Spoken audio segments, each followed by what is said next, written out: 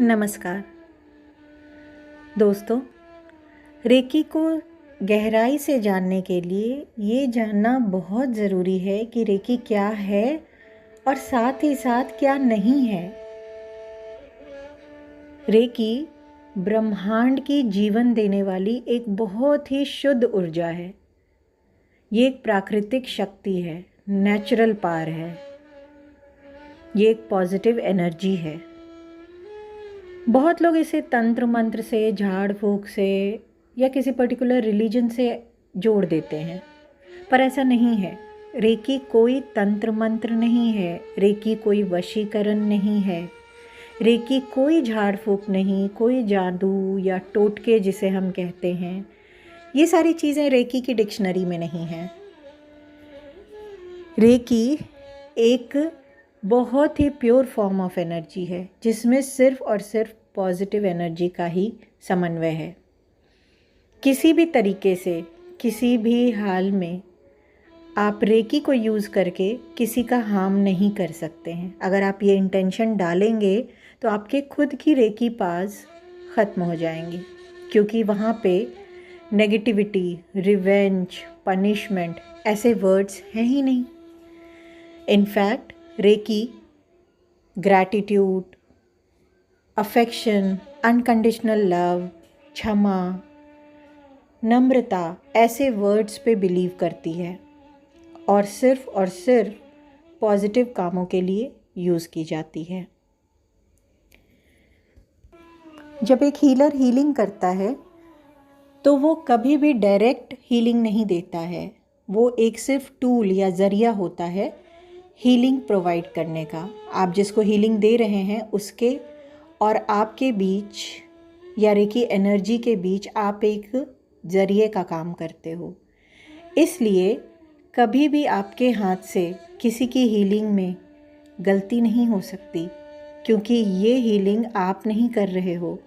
ये हीलिंग एक नेचुरल पार कर रही है, एक स्पिरिचुअल पार कर रही है, जिसको पता है कि वो जिसके शरीर में जा रही है उसे कहाँ और कितनी एनर्जी की नीड है।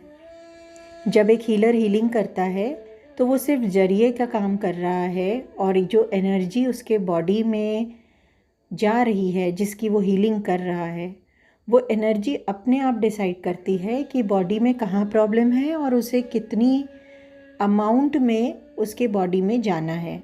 तो इस बात से बिल्कुल ना घबराएं कि आपकी हीलिंग से किसी का हार्म होगा, बल्कि अगर आप हीलिंग कर रहे हैं तो 100% उसका पॉजिटिव इफ़ेक्ट ही होगा।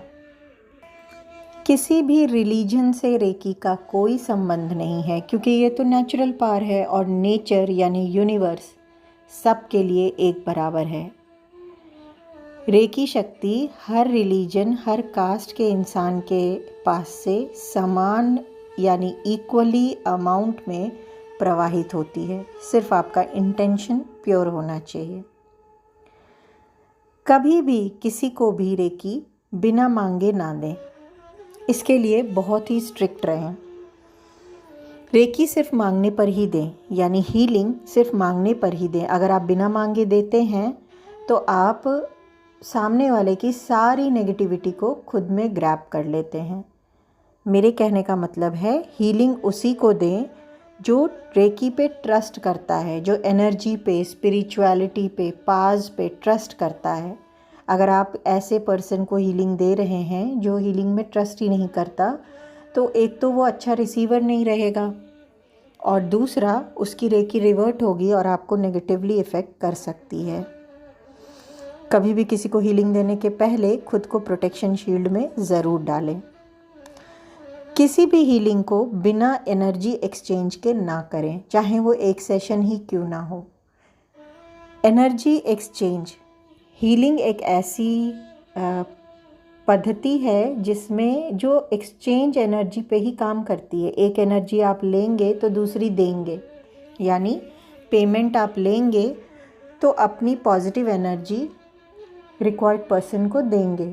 इसलिए कभी भी बिना एनर्जी एक्सचेंज के हीलिंग ना करें, बिना किसी के मांगे उसको हीलिंग ना दें। रेकी हीलिंग का नेचर अगर हम सोचें तो वो बाइपोलर नेचर है, मीन्स द्विपक्षीय। क्या होता है, रेकी ऊर्जा ना सिर्फ फीमेल ऊर्जा है या मेल ऊर्जा है, बल्कि दोनों ही ऊर्जाएं हैं, दोनों ऊर्जा का समन्वय है। जैसे शिव और शक्ति से मिलकर अर्धनारीश्वर रूप बना है, ऐसे ही हर चीज़ के दो पहलू हैं और उन दो पहलुओं से मिलके पूरा ब्रह्मांड और ब्रह्मांड की सारी शक्तियाँ बनी हैं। रेकी ऊर्जा के भी दो पहलू हैं, एक मेल एनर्जी जो ऊपर के चक्रास को गवर्न करती है और क्राउन से एंटर करती है बॉडी में, और जिसे हम शिव कहते हैं, और एक फीमेल एनर्जी जो रूट चक्रा से एंटर करती है, जिसे हम शक्ति कहते हैं। इन दोनों के समन्वय से रेकी ऊर्जा के द्वारा हीलिंग होती है। मुझे उम्मीद है आपने मेरी बातों को समझा होगा। एज अ हीलर आप कभी भी रेकी को गलत वे में प्रेजेंट मत कीजिए। रेकी को सिर्फ अपनी प्रभुत्ता संपन्न करने के लिए या वर्चस्व दिखाने के लिए, अपनी पावर बताने के लिए कभी भी इसे गलत तरीके से प्रेजेंट नहीं कीजिएगा, क्योंकि इससे आपका ही नुकसान है।